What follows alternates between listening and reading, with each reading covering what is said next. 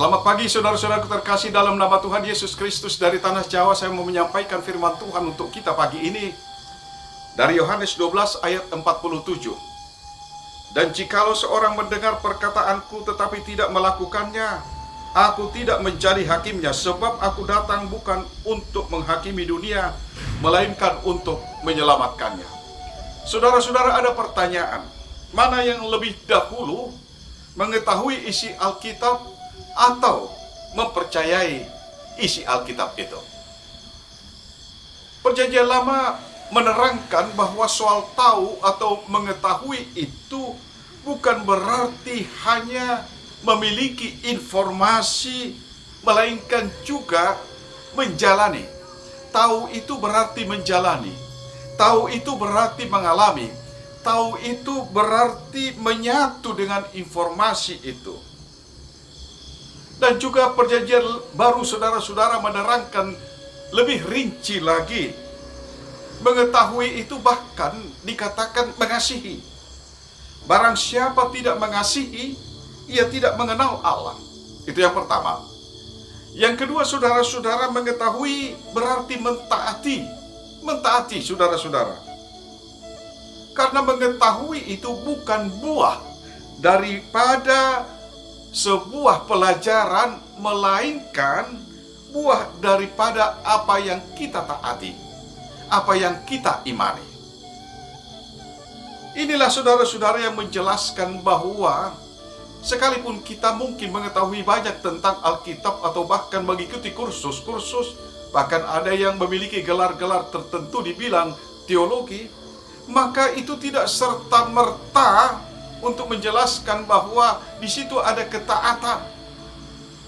Di situ ada kemauan untuk hidup berdasarkan apa yang dia ketahui itu.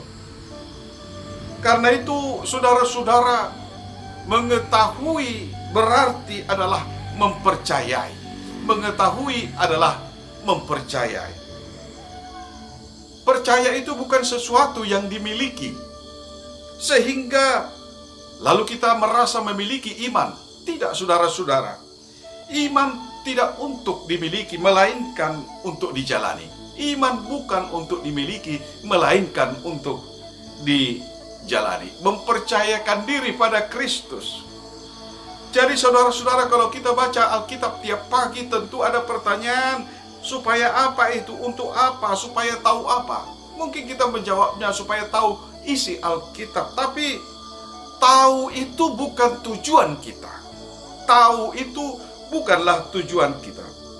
Tujuan kita mengetahui isi Alkitab supaya kita bisa mengasihi, supaya kita mampu untuk mentaati, supaya kita pada ujungnya mempercayai sesosok pribadi yang bernama Yesus Kristus sebagai Tuhan dan Juru Selamat kita. Karena itu saudara-saudara, jika kita semakin tahu akan firman Allah, sebenarnya hati kita semakin berdebar-debar, semakin gemetar kita, karena kita semakin didekatkan pada Allah yang ingin tinggal di dalam kita. Luar biasa, saudara. Dan kita pun meresponnya untuk juga ingin tinggal di dalam Dia. Karena itu saudara-saudara, inilah yang mau dikatakan oleh Tuhan Yesus dalam perikop kita. Ini menjadi nasihat yang menjadi penting bagi setiap kita yang rindu untuk senantiasa bergaul dengan firman Tuhan. Mendengar adalah mengetahui, saudara. Mengetahui adalah melakukan dan mentaatinya. Tuhan memberkati kita dari tanah Jawa. Tuhan memberkati saudara-saudara. Selamat pagi. Amin.